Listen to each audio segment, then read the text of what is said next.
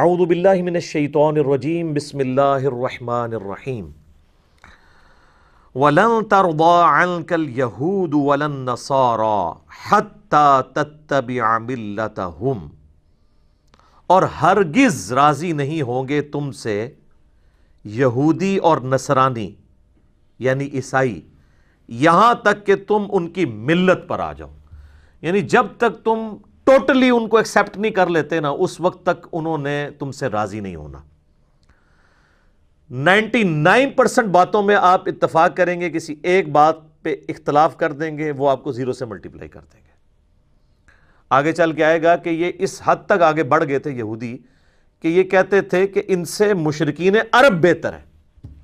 نعوذ باللہ.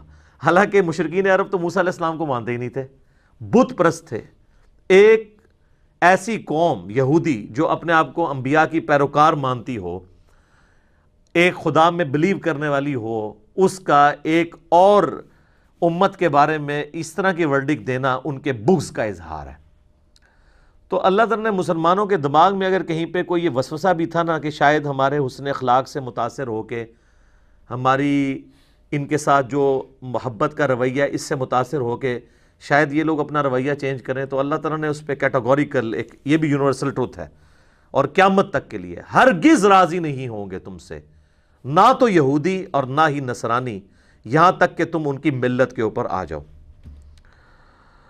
اور اسی میں عرض کیا ہے کہ آج کل کے جتنے فرقے ہیں نا، یہ بھی آپ سے کبھی بھی راضی نہیں ہوں گے. آپ اہل سنت کی 99% باتوں کو سپورٹ کر دیں، ایک بات میں اختلاف کریں، وہ کہیں گے نہیں تو فارغ ہے. کیوں؟ وہ یہ سمجھتے ہیں جب تک ہمارے اس فرقے کو اسی طریقے سے من و عن قبول نہ کر لے، ہدایت پہ نہیں ہے. اچھا میں سنی بھی ہونا چاہتا ہوں، حنفی بھی ہونا چاہتا ہوں، کون سا ہوں؟ وہ کہیں گے کہ بھئی اگر آپ بریلوی ہوتے ہیں تو یہ تو ٹھیک نہیں ہے. دیوبندی کہیں گے وہ تو گمراہ ہیں، اور بریلوی کہیں گے دیوبندی گمراہ ہیں. جب تک آپ مکمل کسی ایک کی ملت کو اختیار نہ کر لیں. تو یہ چونکہ قرآن کی آیات جنرل ہیں، قیامت تک کے لیے ہر فرقے کے اوپر اسی طریقے سے آتی ہیں. اب اس میں ہمارا ایٹیچیوڈ کیا ہونا چاہیے وہ اللہ تعالیٰ نے بتا دیا کہ تم نے کیا ہونا ہے. ان کی آپ نے رضا جوئی نہیں کرنی ہے، بلکہ آپ نے کیا کرنا ہے، قل ان ھدی اللہ ھو الھدی. اے نبی فرما دیجئے بے شک ہدایت تو وہ ہے جو اللہ کسی کو ہدایت دیتا ہے. اور اللہ ہدایت کس طرح دیتا ہے؟ اپنے پیغمبروں کے ذریعے، کتابیں نازل کر کے، وحی کے ذریعے. اسی کا ذکر آگے آ رہا ہے. وَلَئِنِ اتَّبَعْتَ أَهْوَاءَهُمْ بَعْدَ الَّذِي جَاءَكَ مِنَ الْعِلْمِ، اور بفرض محال اے محبوب صلی اللہ علیہ وآلہ وسلم، اگر آپ نے بھی یہود و نصارہ کی خواہشات کی پیروی کی بعد اس کے کہ آپ کے پاس العلم آ چکا ہے، ڈیفینیٹ علم قرآن کی شکل میں، ہدایت کی شکل میں، اس قرآن کے ہوتے ہوئے اگر آپ نے بھی رضا جوئی چاہی یہود و نصارہ کو خوش کرنے کے لیے، کوئی کمپرومائزنگ ایٹیچیوڈ اڈاپٹ کیا، اب یہ اللہ تعالیٰ کا کلام ہے جی، اللہ اور بندے کا معاملہ ہے. مَا لَكَ مِنَ اللَّهِ مِن وَلِيٍّ وَلَا نَصِيرٍ. تو اے نبی نہ تو اللہ کے مقابلے پہ آپ کا کوئی دوست ہوگا، نہ کوئی مددگار ہوگا، آپ کا کوئی پشت پناہ نہیں ہوگا اگر آپ نے بھی قرآن سے روح گردانی کر کے یہود و نصارہ کو خوش کرنے کی کوشش کی. سر یہی تو ہم آپ سے کہہ رہے ہیں کیا کہ مرنے سے پہلے اے مسلمان کر لے اس پہ غور. کتابوں کا خدا اور ہے، بابوں کا خدا اور. اگر آپ نے کتابوں کی پیروی نہیں کی میرے بھائی، انبیاء کی وحی کو پس پش ڈال دیا، تو اللہ تعالیٰ تو اپنے نبی کو بھی کہہ رہے کہ آپ کا بھی کوئی پشت پناہ اور مددگار نہیں ہوگا اگر آپ نے اس وحی کو چھوڑ دیا. تو سر آپ نے اگر بابوں کے پیچھے وحی کو چھوڑ دیا، یہ تو پروفٹ کو کہا جا رہا ہے، دراصل ہمیں سنایا جا رہا ہے، تو ہمارا کون پرسان حال ہوگا. اچھا اکثر لوگ کہتے ہیں یہ ذرا شعر جو ہے نا اس کو چینج کریں، مرنے سے پہلے اے مسلمان کر لے اس پہ غور، کتابوں کا دین اور ہے اور بابوں کا دین اور. اس سے تو اس کا زور ہی ٹوٹ جائے گا. دین کی ضرورت ہمیں کیوں ہے؟ اللہ کی شناخت کے لیے. اصل بون آف کنٹینشن ہے نا جو ایشو، وہ ہے کہ اللہ نے یہ کائنات بنائی اپنے تعارف کے لیے، اور اپنا تعارف کروایا اس نے انبیاء کے ذریعے. انبیاء کو دی ہیں اس نے کتابیں، اور وہ کتابیں انبیاء نے امت تک پہنچائی ہیں. کس لیے؟ دین پہ چلنا مقصد تھا. نہیں، دین تو ایک راستہ ہے، مقصد اللہ تک پہنچنا ہے۔ تو ہمارا یہ دعویٰ ہے کہ ہمارے بزرگوں نے اکثر اوقات ہمیں جس خدا کی کوالٹیز کا تعارف کروایا ہے وہ نہیں ہے جس کی کوالٹیز قرآن کے اندر آئی ہیں۔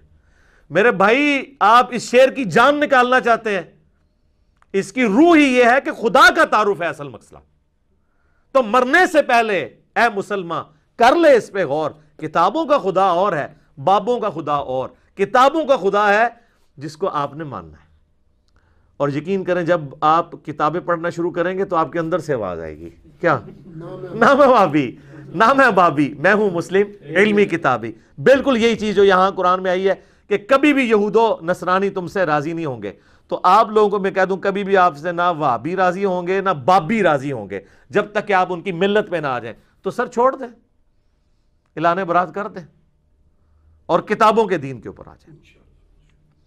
یہاں العلم اللہ نے کہا ہے قرآن کو، سنت کو۔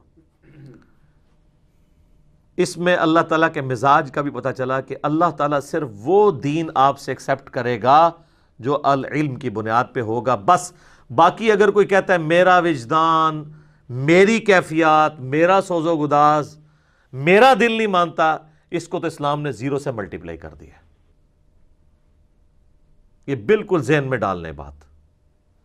دل کے ماننے کے اوپر جائیں گے تو کئی ایک چیزیں، اگر میں آپ سے دل کے مان، تو یہ کئی لوگ ہیں جو یہ کہتے ہیں دل، جی ہمارا دل نہیں مانتا کہ اللہ تعالیٰ ایک شخص کو صرف 60 سال کی زندگی شرک پر گزارنے کی وجہ سے، کفر پہ گزارنے کی وجہ سے ہمیشہ کی دوزخ میں پھینک دے گا۔